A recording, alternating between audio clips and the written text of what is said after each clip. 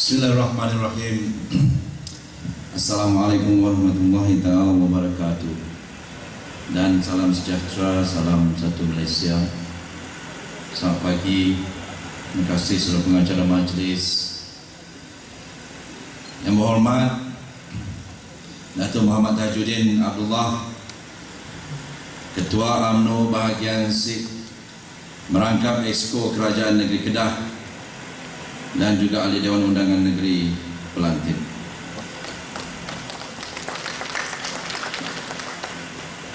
Yang berhormat Tuan Dr. Mansur bin Abdul Rahman, Timbalan Ketua UMNO Bahagian Merangkap Ahli Parlimen Sikh. Yang berhormat sahabat saya Saudara Mahazir bin Haji Abdul Hamid, Naib Ketua Pemuda UMNO Negeri Kedah, yang juga Ketua Pemuda Bahagian Sikh, dan juga Adun Jeneri. Yang berbahagia Puan Maizatul Akmam binti Osman, Ketua Wanita UMNO, yang juga Naib Ketua Wanita UMNO Negeri, dan Datin Nur Hashimah binti Muhammad Noor, Esko Puteri UMNO Malaysia, Ketua Puteri UMNO Kedah, merangkap Ketua Puteri Bahagian. Yang berbahagia Saudara Saiful Anwar bin Azmi, Ketua Penolong Pegawai Daerah Sikh, mewakili Puan Pegawai Daerah, Wakil-wakil Badan Perhubungan UMNO Negeri Kedah, wanita diwakili oleh Jerai, pemuda Kulim Bandar Baru, dan putri juga Kulim Bandar Baru.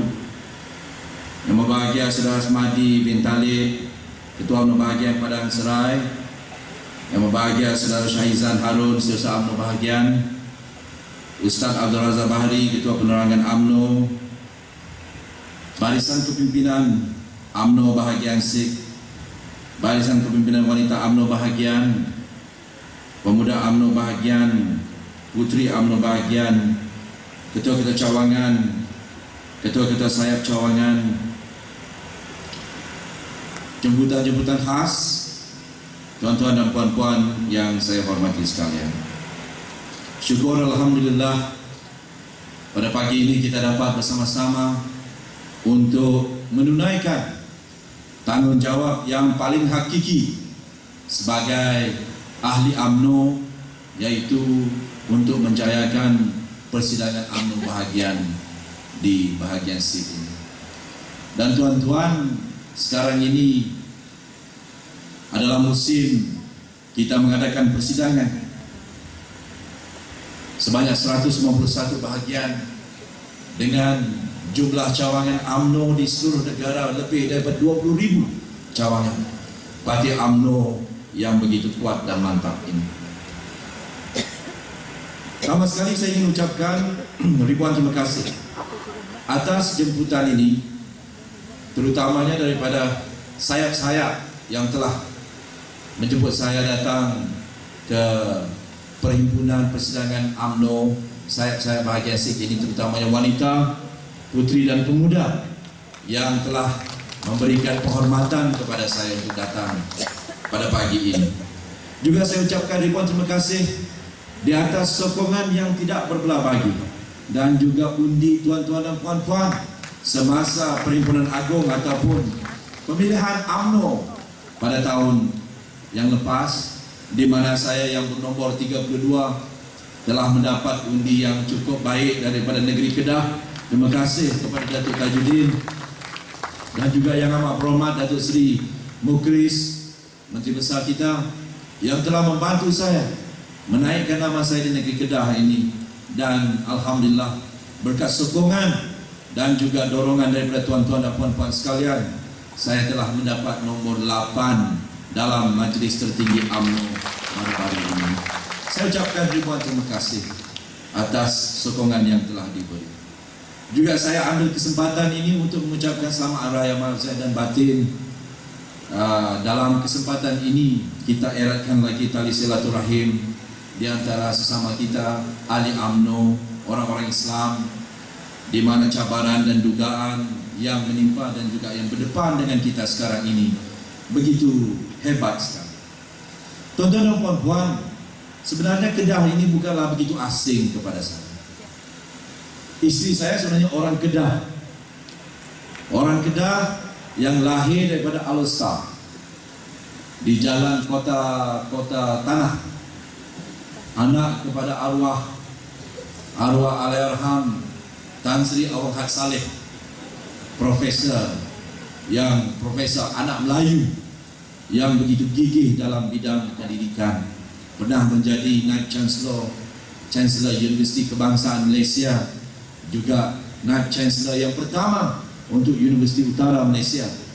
Dan saya begitu berbangga dapat seorang isteri daripada negeri Kedah. Cuma masalahnya tuan-tuan, bahasa sedikit. Saya ini orang Sabah, orang Bajau dengan orang Kedah, logat Kedah ini agak jauh sedikit.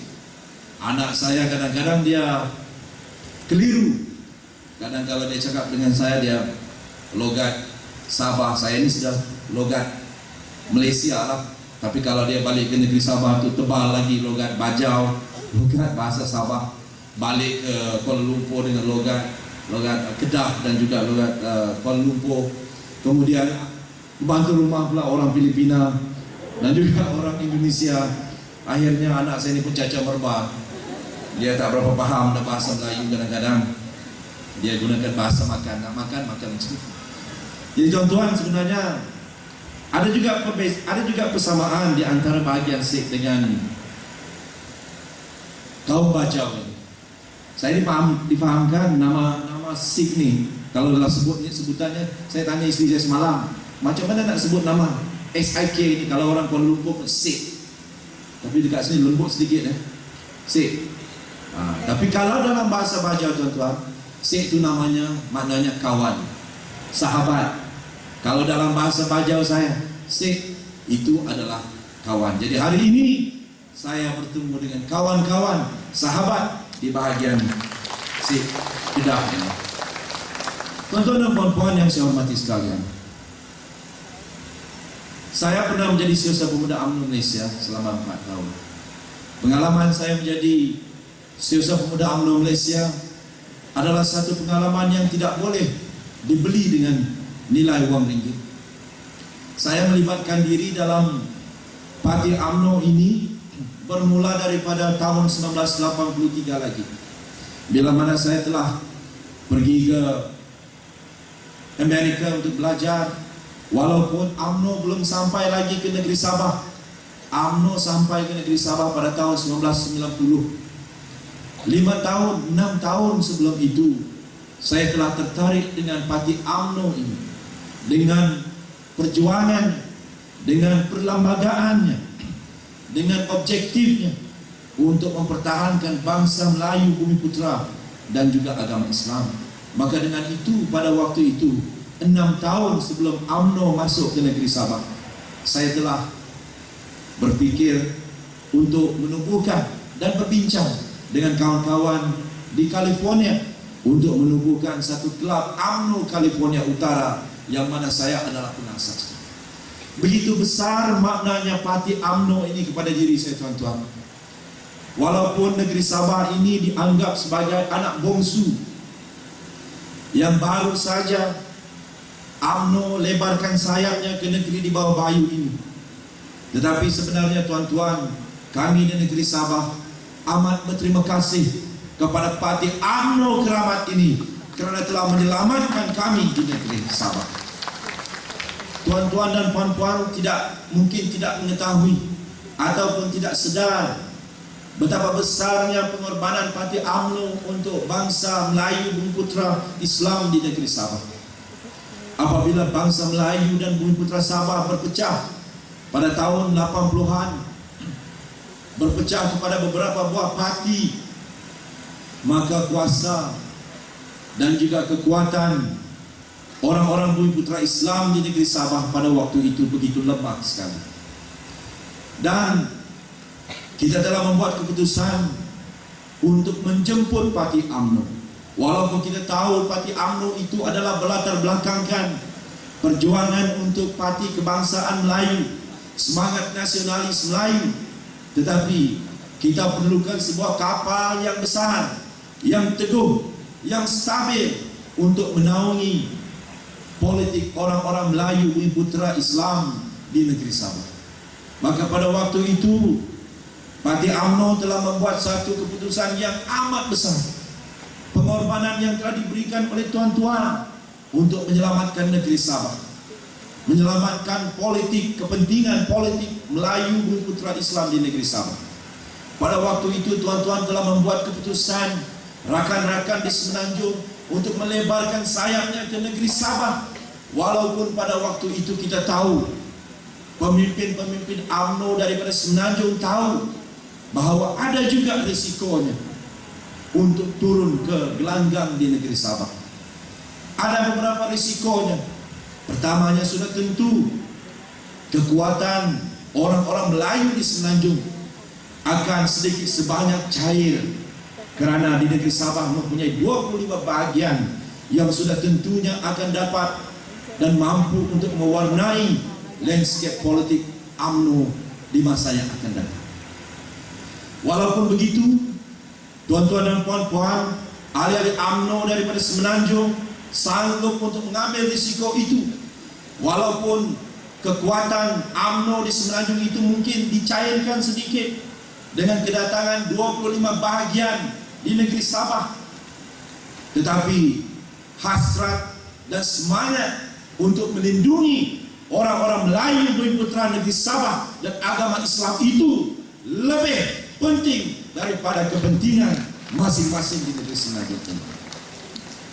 Begitu juga Parti UMNO pada waktu itu mengambil risiko lagi, kerana pada waktu itu, oleh kerana UMNO adalah parti yang dikenali sebagai parti orang Melayu dan agama Islam, orang-orang Islam,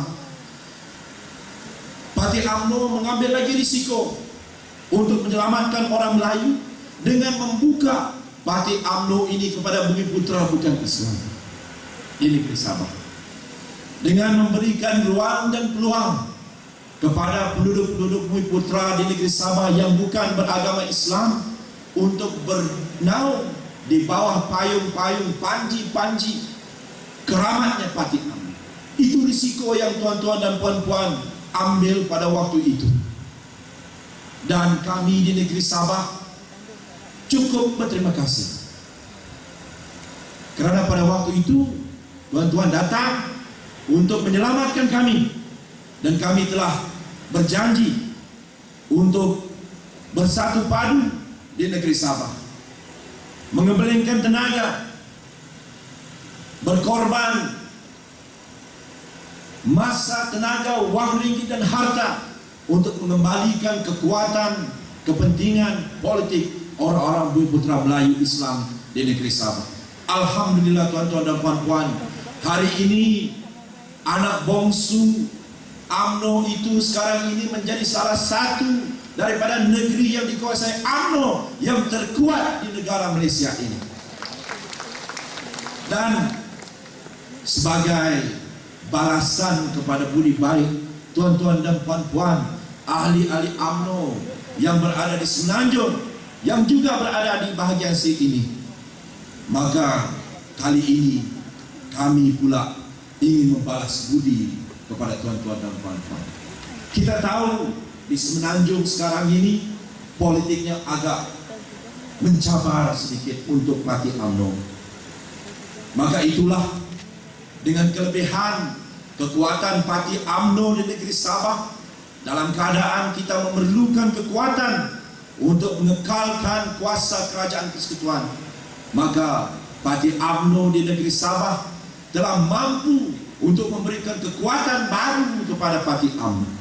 Dengan membalas jasa tuan-tuan dan puan-puan, kita di negeri Sabah bekerja siang dan malam untuk memastikan semua kerusi-kerusi UMNO dalam Dewan Undangan Negeri yang dipertandingkan dan juga Parlimen menang semua. Dan inilah sebagai tanda balasan kepada tuan-tuan yang telah memberikan kita perlindungan pada awal tahun 90-an dahulu. Kita menang tahun 2004 dengan cemerlang. Kita tidak kalah satu kursi pun.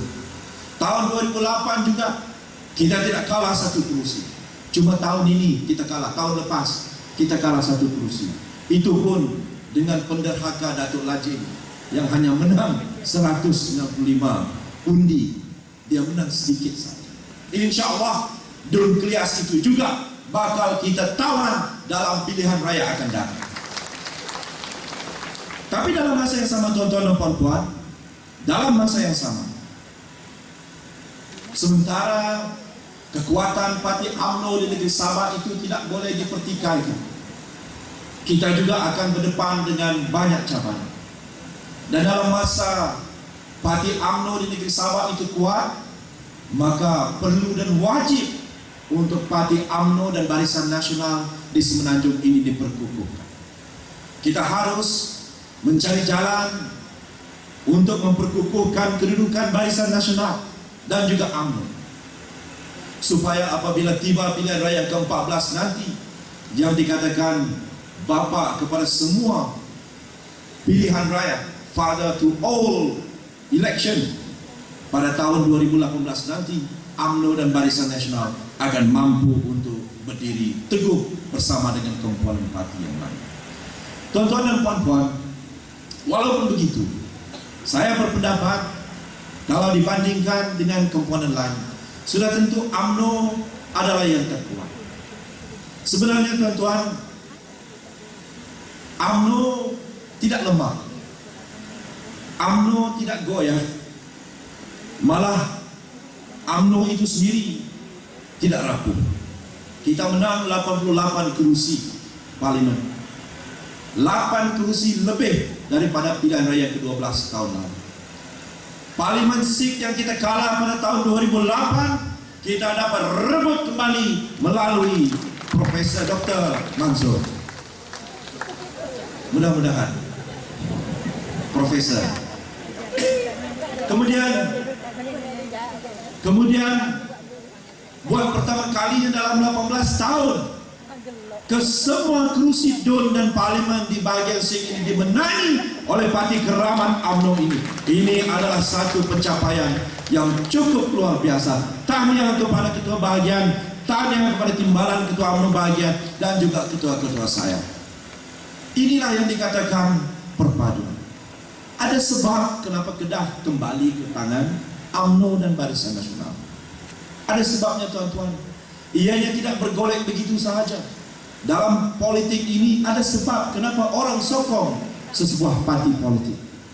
Ini adalah kerana pertamanya perpaduan kepimpinan baru yang amat berhormat Datuk Seri Mukhlis Mahathir, yang memberikan harapan baru untuk Kedah yang telah dipilih untuk menjadi Menteri Besar di negeri Kedah ini. Jangankan orang-orang Kedah, orang di negeri Sabah pun, apabila kita melihat Datuk Seri Mukhlis menjadi Menteri Besar Kedah, kita juga ikut teruja. Kita rasa gembira kerana Kedah mempunyai Menteri Besar yang mempunyai pemikiran yang jauh, yang muda. Barisan Exco 9 daripada 7 Exco Kerajaan Negeri Kedah di kalangan orang-orang yang muka baru dan juga yang masih bertenaga, dibimbing oleh pemimpin-pemimpin sebelum itu. Sebab itu tuan-tuan dan puan-puan, jaga perpaduan. Ada sebab kenapa Sikh itu kembali kepada kita. Kenapa UMNO Kedah menang besar di negeri Kedah. Kenapa negeri Kedah ini kembali kepada Barisan Nasional. Jadi tuan-tuan dan puan-puan, jaga perpaduan, ikhlas dan jujur dalam perjuangan. Jangan tumbuh bibit-bibit perpecahan. Kita noktakan perbezaan, kita cari titik persamaan. Kita noktakan perbezaan. Betul, ketua bahagian, jawatan ketua bahagian hanya satu. Saya dimaklumkan ahli UMNO di bahagian ini berapa, Datuk? 20,000 lebih ahli UMNO seluruh Sikh. Berapa? 17,000. Ketua bahagian seorang saja jawatannya, timbalan pun seorang saja. Sudah tentu tidak mampu kita bagi 17,000 ahli UMNO di kawasan ini semua jawatan. Sebab itu kita kena susun bagus-bagus.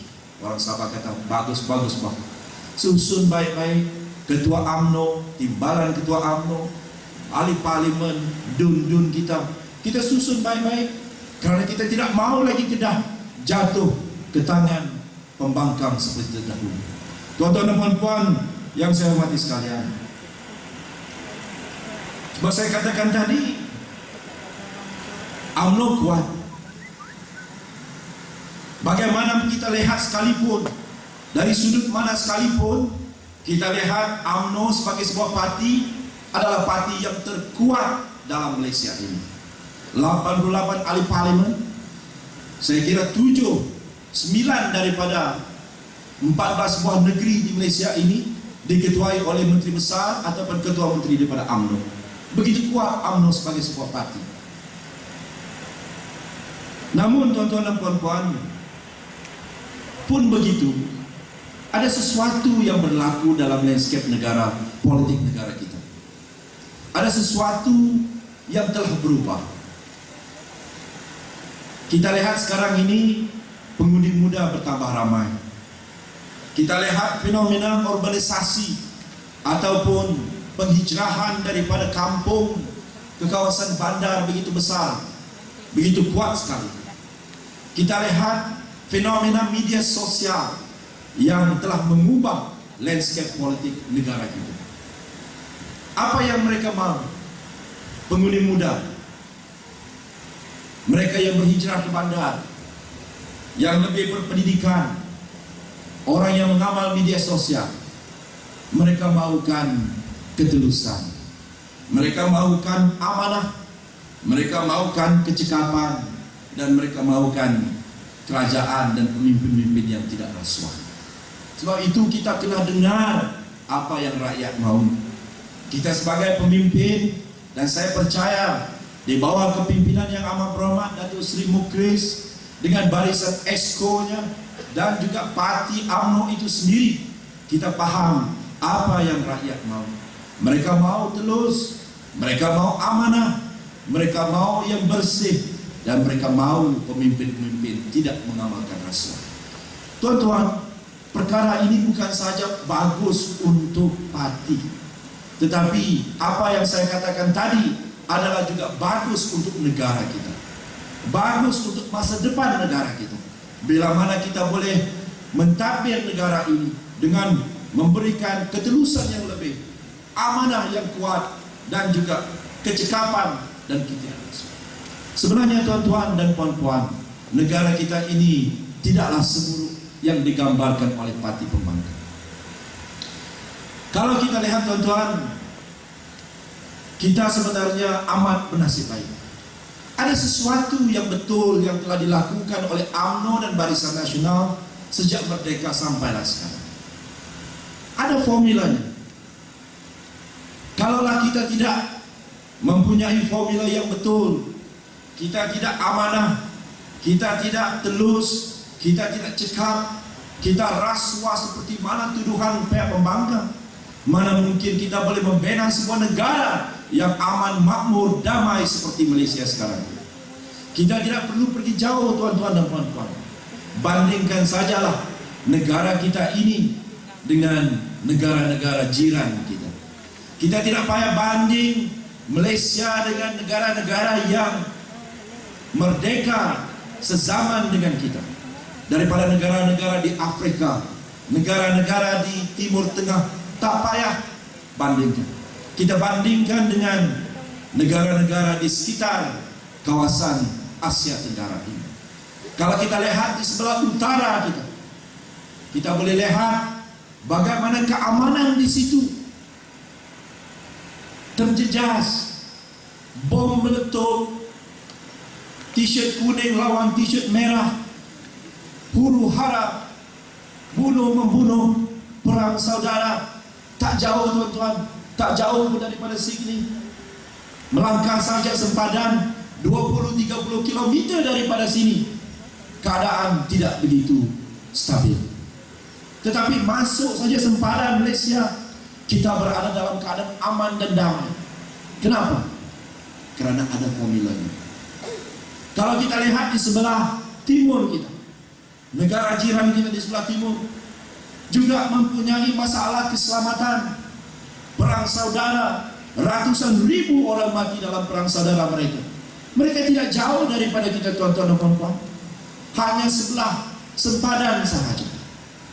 Kalau kita lihat di sebelah barat dan selatan, jiran kita juga mempunyai masalah keselamatan. Kalau di Irian Jaya dan di Aceh, ratusan ribu orang mati perang saudara, bangsa berbunuh, agama bertelingkah. Tapi kenapa negara kita, sebuah negara yang kecil, dikelilingi oleh negara-negara ini, mempunyai berpuluh-puluh, kalau tidak ratusan ras dan bangsa dan agama, dipisahkan lagi oleh Laut Cina Selatan yang maha besar. Kenapa negara kita aman dan damai? Mesti ada formulanya. Mesti ada sesuatu yang mana kerajaan mampu melakukan dan memberikan yang terbaik untuk kita. Kalau dikatakan pilihan raya, di negara jiran-jiran kita juga, mereka juga mempunyai pilihan raya. Mereka juga ada Perdana Menteri, mereka juga ada Presiden, mereka juga ada Dewan Undangan Negeri, mereka juga ada Parlimen. Tetapi kenapa negara mereka bergoyang? Kenapa negara mereka tidak aman dibandingkan dengan negara Malaysia? Jawabannya kepada itu ialah kepimpinan yang dibawa oleh Parti UMNO sebagai tunjang kepada Barisan Nasional. Itu formulanya. Kepimpinan yang sederhana, kepimpinan yang bukan saja melindungi orang-orang Melayu dan agama Islam seperti mana yang termaktub dalam perlembagaan UMNO, tetapi Parti UMNO juga melindungi dan memberi khidmat kepada bangsa-bangsa lain yang beragama selain daripada agama Islam. Kalau tuan-tuan perhatikan dalam perlembagaan UMNO pasal 3.3 dan 3.4, kita katakan dalam pasal 3.3 dan 3.4, kita akan pertahankan kepentingan orang-orang Melayu dan Islam. Tetapi dalam masa yang sama, kita juga akan bekerja kuat memberi perkhidmatan kepada orang-orang bukan Islam dan bukan Melayu. Apakah itu resis? Ada yang mengatakan UMNO ini resis perkauman. UMNO bukan perkauman. UMNO adalah sebuah parti yang berasaskan kaum, itu betul. Tapi kita tidak pernah resis. Kita tidak pernah resis, tuan-tuan. Jangan terpedaya dengan daya dan fitnah dan tuduhan parti pembangkang. Kita tidak resis. Kita kongsi kuasa. Malah baru-baru ini, bila mana parti MCA dan Gerakan tidak memasuki kabinet, yang meminta merayu untuk mereka ini masuk dalam kabinet adalah Parti UMNO. Tun Mahathir yang dikatakan zalim kepada bukan Islam dan bukan Melayu, yang dikatakan resis. Berapa kali Dr. Mahathir merayu supaya pemimpin-pemimpin MCA mengubah pendirian dan memasuki kabinet supaya kita sama-sama dapat mentadbir negara tercinta Malaysia ini. Apakah itu resis? Itu tidak resis, teman-teman. Kita bukan saja berkongsi kuasa, tetapi kita pastikan perjalanan masa depan negara kita yang tercinta ini dibimbing oleh semua parti, ditunjangi oleh UMNO, tetapi kita tidak sedikit pun ingin menidakkan kepentingan bangsa-bangsa lain. Ini yang telah menjadikan UMNO itu kuat. UMNO kuat bila mana ianya dapat dilihat bukan saja melindungi kepentingan orang Melayu dan Islam, tetapi juga melindungi bangsa-bangsa lain dan agama-agama lain. Sebab itu UMNO kuat di negeri Sabah. Di negeri Sabah, tuan-tuan, 100,000 ahli UMNO di Sabah adalah daripada penganut Kristian. Kenapa mereka ingin menjadi ahli UMNO? Kerana UMNO sejarahnya daripada awal sampai sekarang, sejarahnya ialah Parti UMNO walaupun hak dan juga mempunyai kepentingan untuk orang Melayu dan agama Islam, tetapi rakyat yang lain yang bukan beragama Melayu dan Islam melihat UMNO itu sebagai payung yang telah boleh menaungi dan melindungi mereka. Dan kita telah buktikan sejak merdeka sampai sekarang, kita jaga keselamatan, kita bagi peluang pekerjaan, kita naikkan ekonomi, kita satukan negara, satukan kaum di bawah panji-panji keramat parti UMNO dan Barisan Nasional. Jadi tuan-tuan harus berbangga dengan parti UMNO. Walaupun parti ini adalah parti yang berasaskan kaum, tetapi kita tidak pernah memerintah negara ini sebagai sebuah parti yang resis. Tuan-tuan dan puan-puan yang saya hormati sekalian, ada orang kata,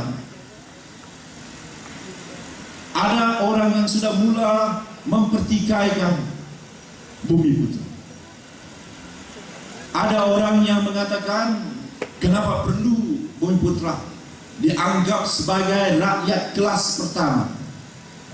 Bumi Putra dianggap sebagai kelas pertama negara ini, rakyat di negara ini. Maka ada setengah-setengah pihak tidak berpuas hati. Sebenarnya tuan-tuan dan puan-puan, kalau kita selidiki, perhalusi, apa bezanya di antara Bumi Putra dan Bumi Putra sekarang ini? Tak banyak beza. Kalaulah ada betul yang dikatakan Bumi Putra kelas pertama, kemudian bukan Bumi Putra kelas kedua. Saya bagi contoh. Undi saya sebagai Bumi Putra dan sebagai orang Islam sama berat dan sama nilainya dengan seorang pengundi bernama Acong. Undi saya satu, undi dia satu. Undi seorang Bumi Putra sama nilainya dengan seorang undi daripada seorang bukan Bumi Putra. Bukan bermakna dia ada satu undi saya dan 5 undi. Maknanya sama rata. Kenapa saya kata undi ini penting? Karena saya bagi contoh ini, karena kuasa hak untuk mengundi ini adalah hak asasi kita untuk menentukan masa depan negara kita. Jadi walaupun Bumi Putra ada dan bukan Bumi Putra, semuanya mempunyai hak yang sama untuk menentukan masa depan negara ini dengan nilai undi yang sama. Tidak ada beza di antara Bumi Putra dan bukan Bumi Putra. Yang keduanya, Bumi Putra dan bukan Bumi Putra tidak mempunyai beza apabila kita bercakap tentang akses kepada pendidikan. Mana-mana anak-anak bukan Bumi Putra yang ingin bersekolah ke sekolah kebangsaan mempunyai hak yang sama dengan anak-anak Bumi Putra, kecuali lah kalau mereka mau pergi ke sekolah swasta. Begitu juga akses kepada perkhidmatan kesehatan. Anak-anak Melayu, kita orang Melayu dan Bumi Putra, apabila kita pergi ke hospital, kita tidak akan mendapat diskaun seperti orang lain, seperti Bumi Putra kelas pertama. Siapa saja, tidak kira Bumi Putra dan bukan Bumi Putra, asalkan warga negara Malaysia, pergi ke hospital akan mendapat charge yang sama. Tidak ada kelebihan Bumi Putra dan bukan Bumi Putra. Begitu juga dengan perlindungan undang-undang. Bumi Putra dan bukan Bumi Putra akan mendapat perlindungan undang-undang yang sama. Begitu juga kepada akses pendidikan tinggi. Sebab itu tuan-tuan dan puan-puan, sebenarnya tidak ada lagi perbezaan yang besar di antara Bumi Putra dan bukan Bumi Putra. Hanya sedikit lagi lah kelebihan Bumi Putra ini. Mungkin kita ada UiTM contohnya, mungkin kita dapat sedikit scholarship. Itu pun JPA kita sudah buka untuk bukan Bumi Putra, melambangkan keterbukaan dan besar hatinya orang-orang Melayu dan Bumi Putra. Janganlah hanya kerana kelebihan sedikit maka Bumi Putra ini dianggap sebagai parasit, sebagai rakyat kelas pertama yang ingin menindas orang-orang yang dikatakan bukan Bumi Putra. Dan contoh yang saya berikan kepada tuan-tuan ini bukannya datang daripada saya. Saya kebetulan sewaktu terbang ke negeri Sabah, perjalanan penerbangan itu 2,5 jam. Orang yang duduk di sebelah saya adalah salah seorang tycoon ataupun usahawan Cina yang begitu berjaya di negara kita.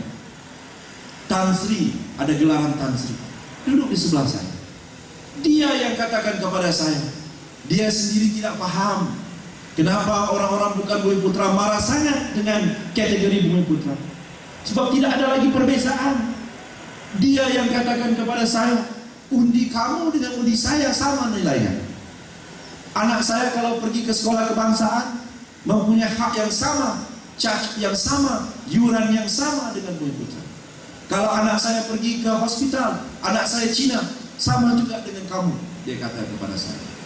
Sebab itu tuan-tuan dan puan-puan, kita jangan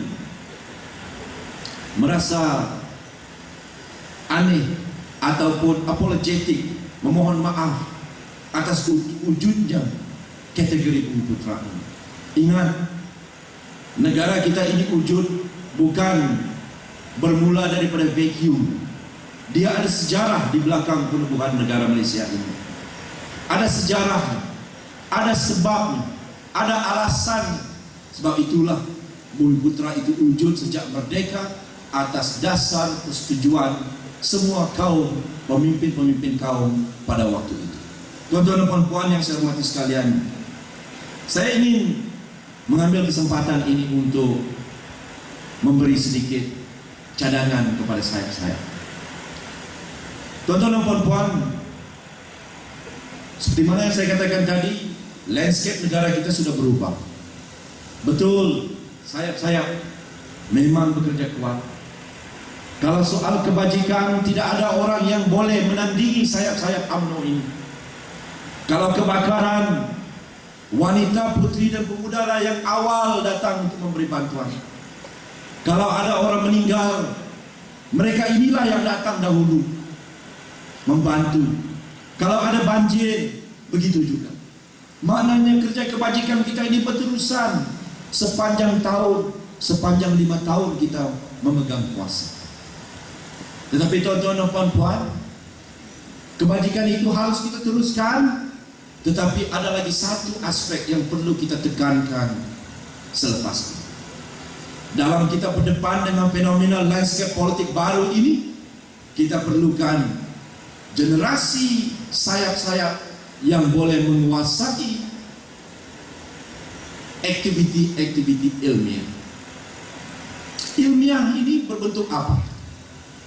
Tuan-tuan, sekarang ini kalau kita baca surat kabar, kalau kita baca media sosial, Facebook, Twitter dan sebagainya, WhatsApp kita, yang dibincangkan bukan lagi soal projek. Yang dibincangkan adalah soal-soal falsafah politik, tentang Bumi Putra, tentang perlembagaan, tentang dasar negara. Ini yang sedang dibincangkan oleh anak-anak muda. Bukan lagi soal mana jabatan saya. Itu walaupun penting, tetapi minda sekarang sudah berubah.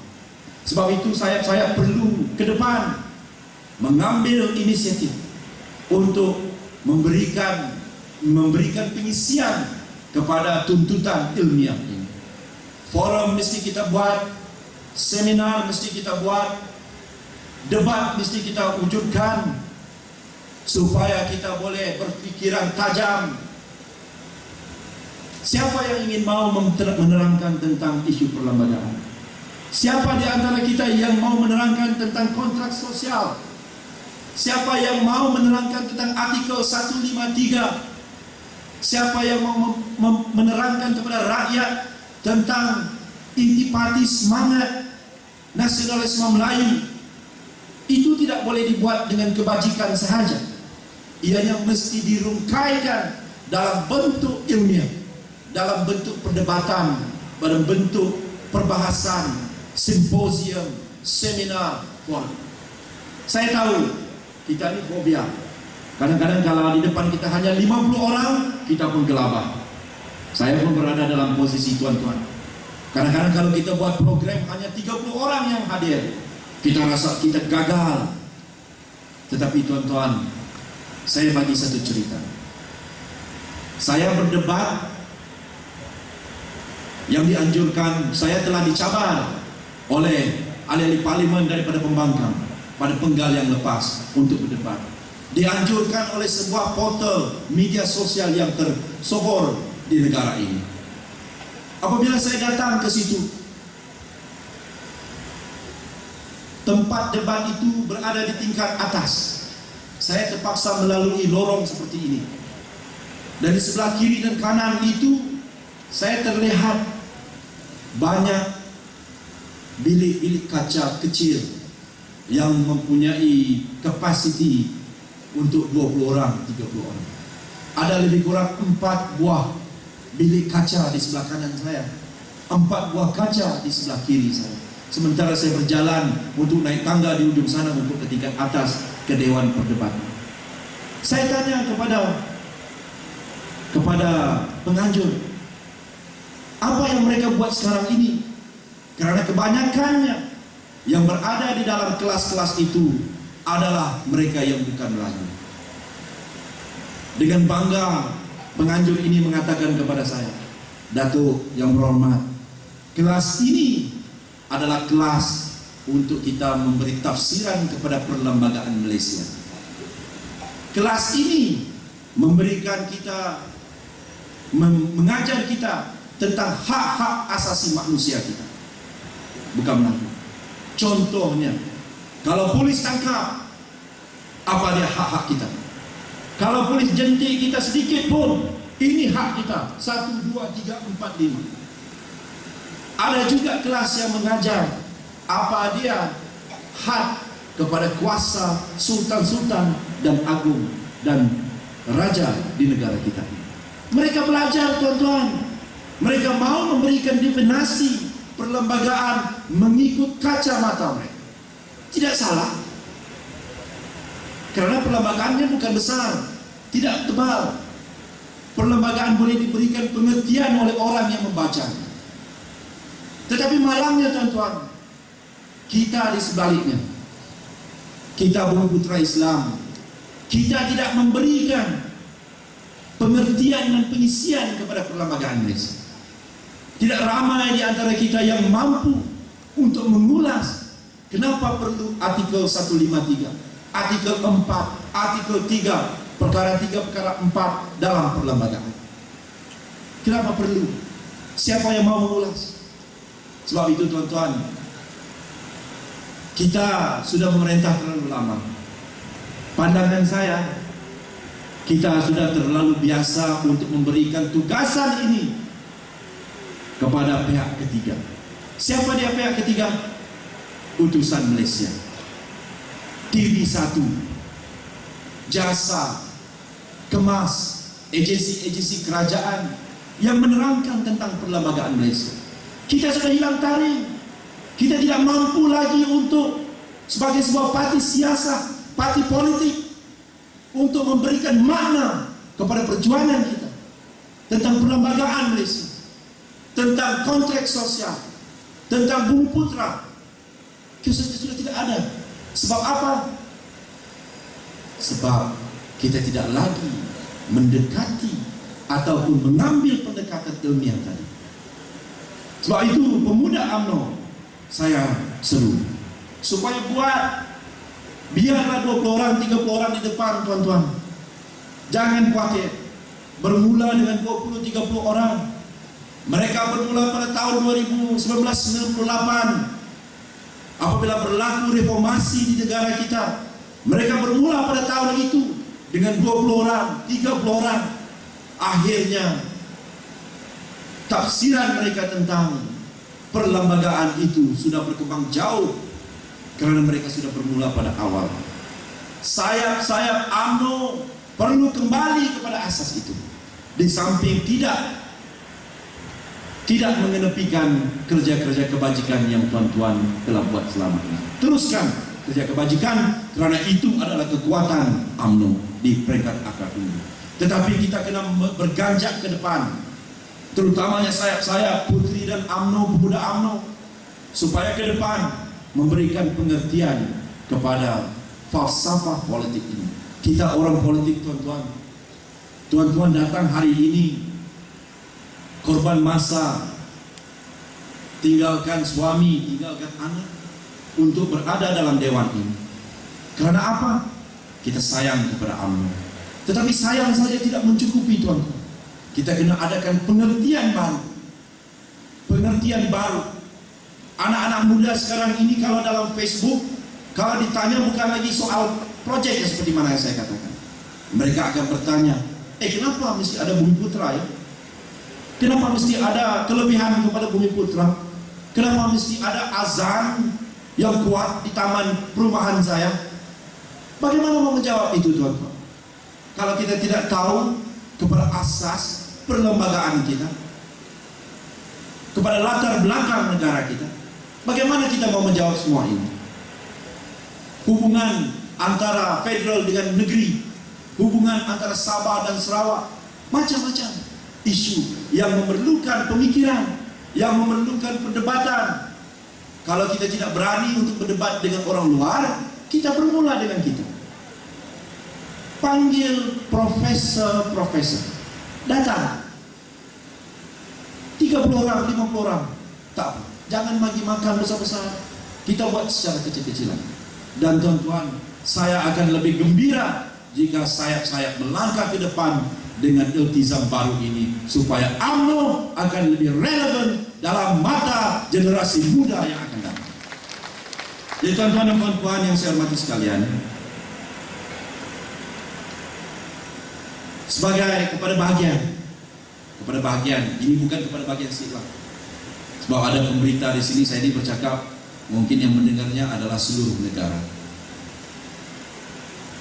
Saya kadang-kadang khawatir dengan satu fenomena. Kadang-kadang dalam satu kawasan di mana ramai orang Melayu, saya bagi contoh, katalah Dewan Undangan Negeri itu mempunyai, ataupun parlimen lah, mempunyai pengundi 20.000 penduduk yang sudah berumur 21 tahun ke atas. Bermakna 20.000 orang yang boleh mengundi dalam kawasan parlimen itu. Dan 60% daripada kawasan itu adalah orang Melayu. Bermakna 12.000 orang daripada 20.000 itu adalah orang Melayu. Bermakna apa? 60% bermakna itu adalah kawasan orang Melayu kuat. Politik orang Melayu sepatutnya kuat, karena kita ada 60% penduduk yang boleh mengundi terdiri daripada orang-orang Melayu. Malangnya, statistik menunjukkan kepada kita kadang-kadang ada bahagian-bahagian di mana majoriti penduduknya Melayu, kekuatan politiknya sepatutnya Melayu, yang mendaftar hanya lebih kurang 80%. Bermakna daripada 12.000 Bumi Putra Melayu tadi, yang mendaftar hanyalah 9.600 orang. Itu yang mendaftar. Yang mengundi hanya 80% juga. Sudahlah dia mendaftar, tidak mendaftar, ada yang tidak mendaftar, tidak mengundi. Ada yang mendaftar, tidak turun mengundi. Bermakna kekuatan orang Melayu dalam kawasan itu juga menjadi lebih cair. Daripada jumlah 12.000 yang boleh mengundi untuk kekuatan kepentingan politik orang Melayu dalam kawasan itu, 80% daripada Melayu mendaftar. Kemudian daripada yang mendaftar itu 80% saja yang turun mengundi. Yang turun mengundi hanyalah 7.680. Di sebelah pihak lain yang hanya bermula dengan 40%, tadi kita 60%, bermakna mereka hanya 8.000. Mereka beria-ia untuk mendaftar menjadi pengundi, dan mereka beria-ia untuk turun mengundi pada hari mengundi. Itu sebabnya mereka datang daripada Hong Kong, beli tiket sendiri, daripada Singapura, daripada China, daripada Amerika, daripada Australia. Mereka sanggup bayar beli tiket masing-masing untuk turun mengundi pada waktu itu. Maka mereka mendapat 100%, 8.000 undi. Melayu daripada 12.000 turun kepada 7.680. Maknanya apa? Daripada statistik angka kawasannya kawasan Melayu, tetapi apabila tidak mendaftar dan lepas itu tidak pula turun mengundi, maka kawasan Melayu itu boleh menjadi kawasan yang begitu berbahaya untuk kekuatan aman. Sebab itu kepada bahagian, daftarlah seramai mana yang boleh, dan kita berharap ianya akan dapat bukan saja diterjemahkan kepada pendaftaran, tetapi untuk mengundi di masa yang akan datang. Tuan-tuan dan puan, saya tahu masa amat terbatas. Mungkin saya boleh menceritakan sedikit. Bagi saya 5 menit untuk menceritakan tentang kementerian saya. Tadi kita mendengar yang berhormat Datuk Ketua Bahagian kita yang telah berucap dan telah memberi warning kepada saya untuk mengatakan kepada saya bahawa beliau inginkan sebuah dewan di kawasan SIP ini. Dan katanya kawasan ataupun dewan ini, sebenarnya dewan ini tuh lebih besar daripada dewan di Kota Belud, lebih cantik daripada kawasan dewan di kawasan saya. Tapi tak apalah, karena saya tahu Datuk Tajudin ini lama, kawan lama saya. Sebenarnya Datuk saya tidak mau bagi tahu dari awal. Sebenarnya kita telah luluskan satu dewan besar orang ramai di sini. Jumlahnya 5,6 juta ringgit. Bukan saja dewan yang cantik, besar, megah, tetapi kita pastikan ada air conditioningnya juga, supaya kakak-kakak, adik-adik, putri yang pakai makeup itu taklah cair sangat makeupnya nanti. Kita akan bagi dewan ini bagi tanda terima kasih Kerajaan Barisan Nasional kepada penduduk di kawasan ini yang telah memberikan kita kemenangan 3-0 di bawah kepimpinan UMNO, Bahagian SIP dan juga Barisan Nasional. Kita bagi.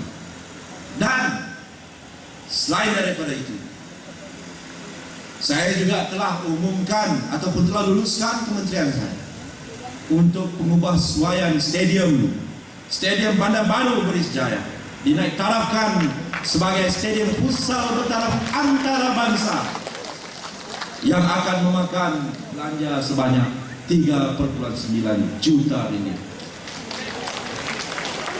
Jadi hari ini saja ada 9,5 juta ringgit yang telah saya umumkan kepada tuan-tuan.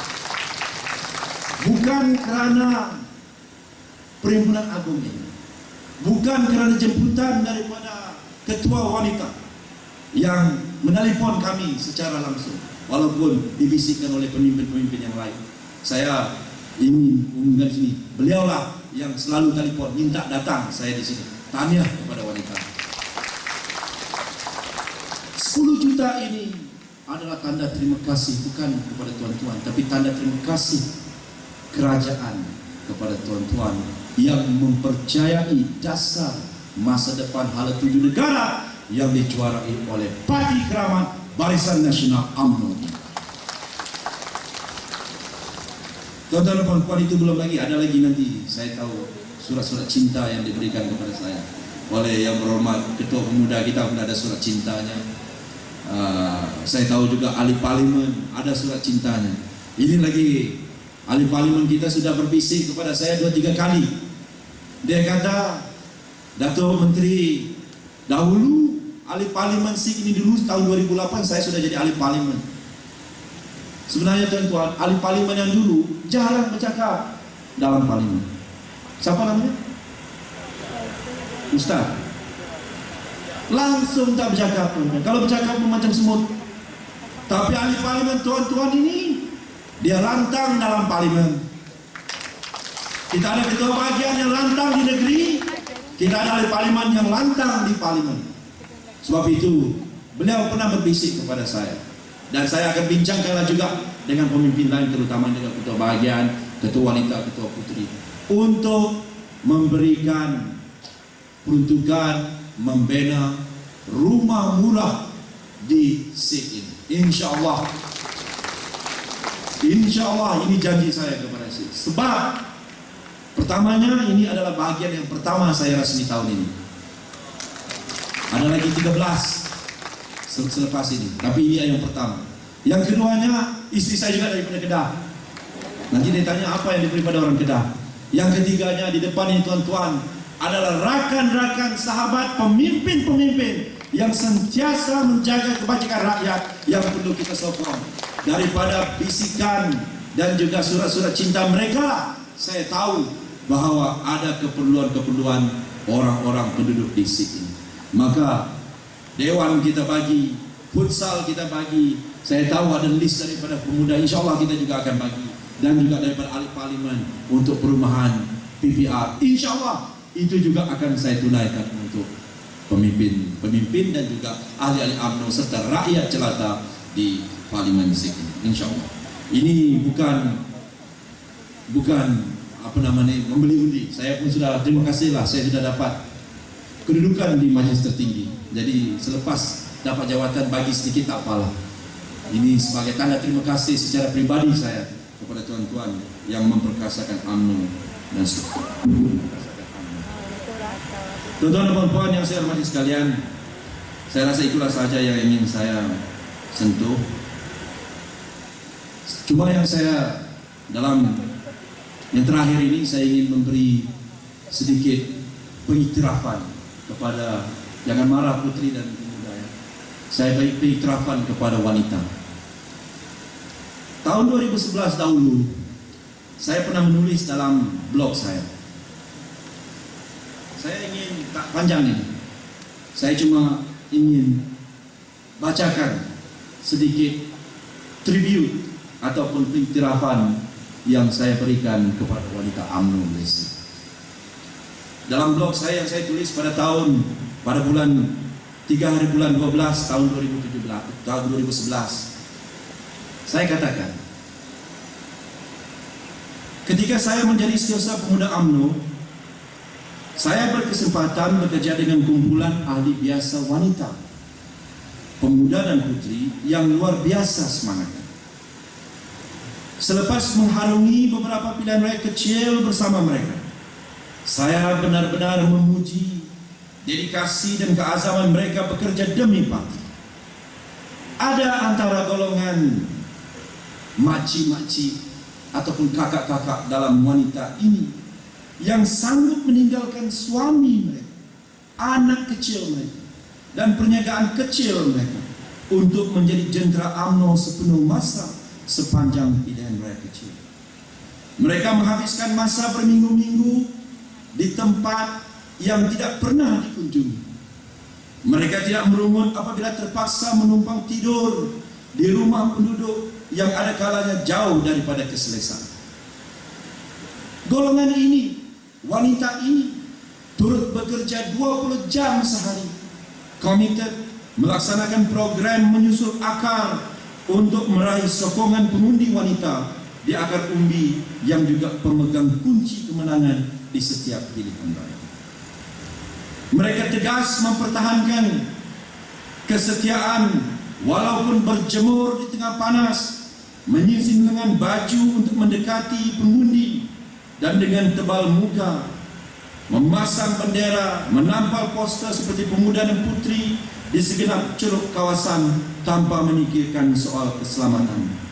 Pegangan mereka, terutamanya wanita UMNO, kami lakukan apa sahaja demi parti.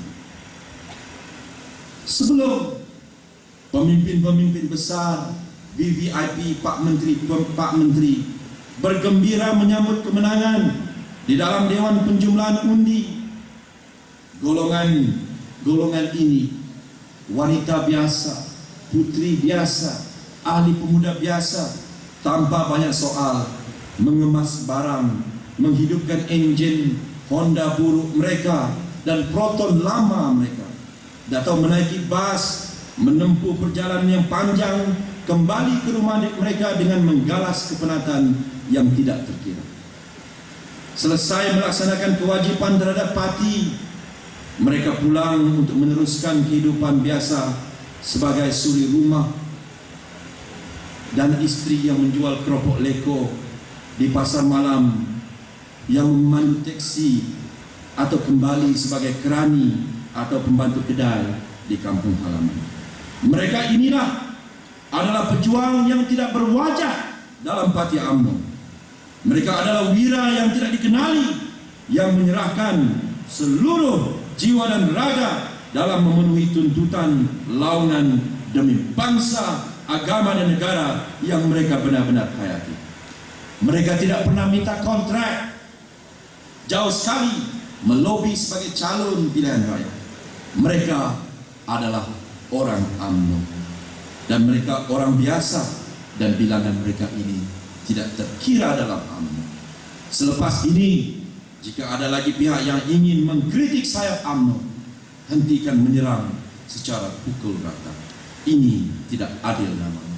Saya ucapkan terima kasih kepada wanita, putri dan pemuda yang menjadi tulang belakang kepada parti keramat UMNO ini, dan sama-sama kita perkasakan UMNO dan Barisan Nasional, dan mudah-mudahan titik tolak hari ini akan menjana semangat baru kepada kita di SIG ini untuk bersatu padu mengekalkan 3-0 dan memastikan negeri Kedah berada dalam tangan Barisan Nasional UMNO sepanjang masa.